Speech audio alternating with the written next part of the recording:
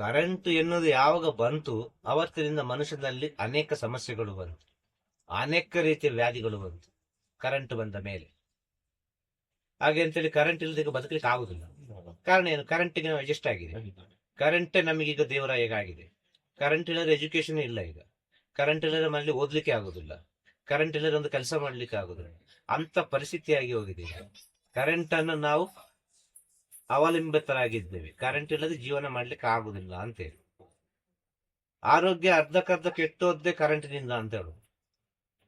ಆರೋಗ್ಯ, ಮನುಷ್ಯನ ಆರೋಗ್ಯ ಕೆಟ್ಟು ಹೋಗ್ಲಿಕ್ಕೆ ಕಾರಣವೇ ಮೂಲವಾಗಿ ಕರೆಂಟ್. ಇಷ್ಟೇ ಹೇಳ್ಬೋದು. ಇದನ್ನು ಬೇಕಾದ್ರೆ ಅವರನ್ನು ಹುಡುಕಿಕೊಳ್ಳಿ, ಸತ್ಯದಲ್ಲಿ ಅಲ್ವಾ, ಅವರವರ ಜ್ಞಾನದಲ್ಲಿ ಹುಡುಕಿಕೊಳ್ಳಿ. ಒಂದು ಕಾಲದಲ್ಲಿ ಕರೆಂಟ್ ಇಲ್ಲದೆ ಜೀವನ ಮಾಡ್ಲಿಲ್ಲ ಎಲ್ಲರೂ. ಎಲ್ಲರೂ ಮಾಡಿದ್ದಾರೆ ಜೀವನ. ಚಿಮಣಿ ಇಟ್ಟು ಕೂಡ ಓದಿದವರು ಇದ್ದಾರೆ, ಚಿಮಣಿ ಇಟ್ಟು ಸೇವೆ ಮಾಡಿದವರು ಇದ್ದಾರೆ ಅಲ್ವಾ.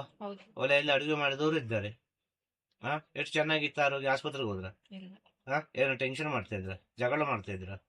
ಏನು ಮಾಡ್ತಿಲ್ಲ. ಆಯ್ತು, ಈ ಕರೆಂಟ್ ಬಂದ ನಂತರ ಎಲ್ಲವೂ ಕುಗ್ಗಿ ಹೋಯ್ತು.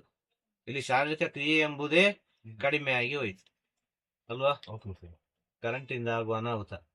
ಹಾಗೆ ಅಂತೇಳಿ ಕರೆಂಟ್ ಎಲ್ಲ ಬದುಕಲಿಕ್ಕೆ ಆಗ್ತದ? ಪ್ರೆಸೆಂಟ್ ಸಿಚುವೇಶನ್ಗೆ ಈ ಮಾತು ಸರಿ ಆಗುದಿಲ್ಲ. ಈ ವೇಗವಾದ ಪ್ರಪಂಚದಲ್ಲಿ ಕರೆಂಟ್ ಬೇಕು. ಈ ಕರೆಂಟ್ ಬೇಕು ಅಂದ್ರೆ ನಮ್ಮ ಆಯುಷ್ಯನ್ನು ನಾವು ಸ್ವಲ್ಪ ಬಿಡ್ಲೇಬೇಕು. ಇಷ್ಟೇ ವಿಷಯ. ಗುರುವೇ ಶರಣ. ನಮಃ ಶಿವಾಯ. ನಮಃ ಶಿವಾಯ. ನಮಃ ಶಿವಾಯ. ನಮಃ ಶಿವಾಯ. ನಮಃ ಶಿವಾಯ. ನಮಃ ಶಿವಾಯ.